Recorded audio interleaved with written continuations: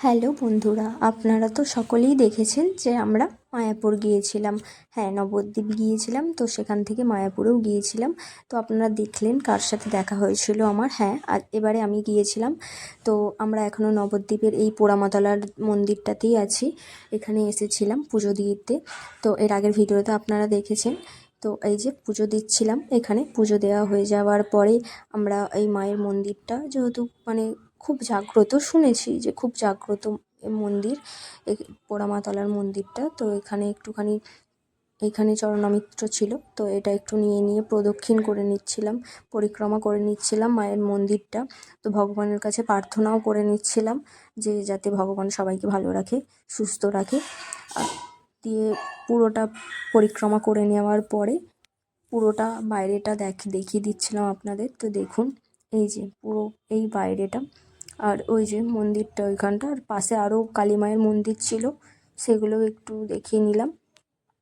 তারপরে আমরা চলে এসেছিলাম লঞ্চে চেপে চলে যাচ্ছিলাম মায়াপুরে। তো মায়াপুরে গিয়েই দেখুন কোথায় চলে এসেছি আমি। হ্যাঁ, আমি গিয়েছিলাম, আগেই বলেছিলাম, এই যে রানাদার বিরিয়ানির দোকানে, জগন্নাথ দেব ভেজ বিরিয়ানি। তো বিরিয়ানি মানে যে ভেজ হতে পারে বা যে সেটা ভগবানের প্রসাদ হতে পারে, এনাকে না দেখলে সত্যিই জানতাম না। আমরা বাঙালির কাছে বিরিয়ানি মানে একটা ইমোশন।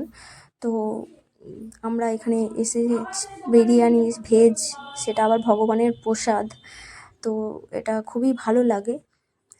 এখানে এলে বিরিয়ানিও টেস্ট করা হয় আর সাথে ভগবানের প্রসাদও পাওয়া হয়। তো আমরা নিয়ে নিয়েছিলাম 1 প্লেট ভেজ বিরিয়ানি, আর এইটা ছিল সায়া চাপ। দুটোর টেস্টই জাস্ট অসাধারণ ছিল, অতুলনীয় বলে প্রকাশ করা যাবে না, এত সুন্দর। কোয়ান্টিটি তো আপনারা দেখতেই পেলেন যে কতটা কোয়ান্টিটি ছিল। তো পুরোটা এই যে আমরা ওখানে বসেই এইটা প্রসাদটা নিচ্ছিলাম।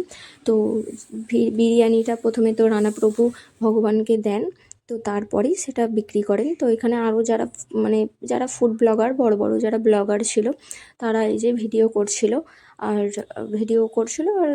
সেখানে রানাপ্রভু যে দিচ্ছিল সবাইকে, সেগুলো সব ভিডিও করছিল। আর এই যে হয়তো ওই ফুড ব্লগার দাদাদের অনেকেই চিনবেন, এরা অনেকেই নাম করা, সব নামি দামি। এটা ছিল রানাপ্রভুর মেয়ে। তো এনাকেও ওরা, ওই দাদাগুলো কোশ্চেন করছিল, তো ওরা অ্যান্সার দিচ্ছিল সেটারই। তো ওরা বলছিল যে প্রভু, আপনি একা হাতেই দিচ্ছেন, আপনার বিরক্তি লাগছে না? বলছে না, ভগবান আমাকে বিরক্তি দেয়নি, আর ভগবান যেন আমাকে না বিরক্তিটাও দেয়।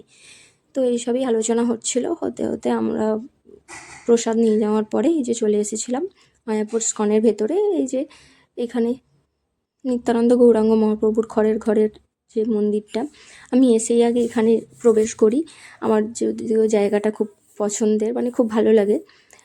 যদিও কলিযুগের ভগবান তো আসলেই গৌরাঙ্গ মহাপ্রভু, নিত্যানন্দ গৌরাঙ্গ মহাপ্রভু, তাই আমি এখানে এলেই যখনই আমি আসি কৃষ্ণের সাথে রাধাকৃষ্ণের দর্শন করতে, তখনই আমি গৌরাঙ্গ মহাপ্রভুর মন্দিরেও প্রণাম করি। তো ওখান থেকে বেরিয়ে বিকালবেলা যেহেতু হয়ে গিয়েছিল, এই যে বাইরে ভগবানকে বের করা হয়েছিল গাড়ি করে, তো এখানেও হরিনাম হচ্ছিল। এখানেও বিকালবেলাতেও হয় সংকীর্তন, হরিনাম সংকীর্তন। তারপরে এই যে মন্দিরের বাইরেটা, এইখানে এই মন্দিরেই রাধাকৃষ্ণ আছেন। তো এইখানে ভেতরে ঢুকবো আমরা এখন। তো ভেতরে তো ভিডিও অ্যালাউ নেই, তাই এইটুকুই আজকের ভিডিওটা। ভালো লাগলে একটা লাইক করে দেবেন, ধন্যবাদ।